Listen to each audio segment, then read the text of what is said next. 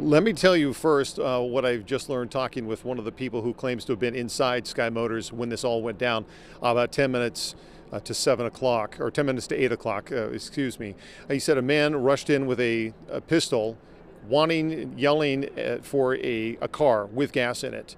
And there were 4 people inside at the time. Those 4 people have been, they're behind me about 10 feet, and they're just been told to stay put pending this the scene here, what happens.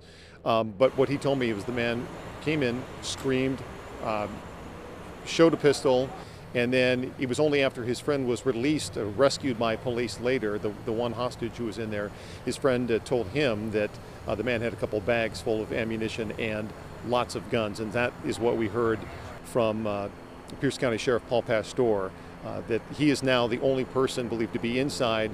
Everybody else is okay. All police officers are accounted for. All hostages are accounted for. But I got to tell you, the scene here is fairly intense. You've got SWAT here and their big vehicles driving around. Almost all the other vehicles are parked at this point.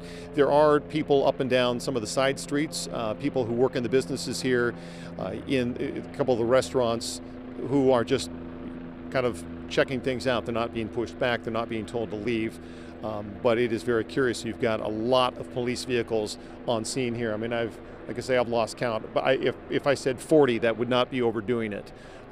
Certainly a lot of Tacoma police officers, a lot of Pierce County sheriff's vehicles, Linwood as well. But this is technically Parkland, we were told from talking with one of the business workers not too far from me.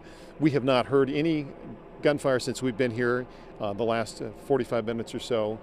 Right now we can only guess that police are trying to come up with a way to be able to talk him out safely without any more gunfire, and certainly that's what we hope happens. But at this point, we don't know. I wanted to offer one more thing.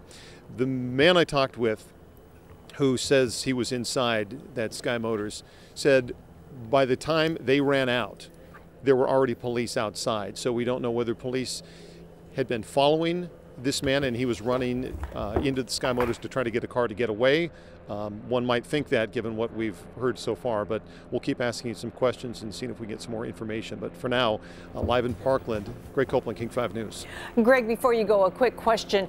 Did the people who were held hostage briefly know this man? Did they recognize him at all? No, they gave me a brief description.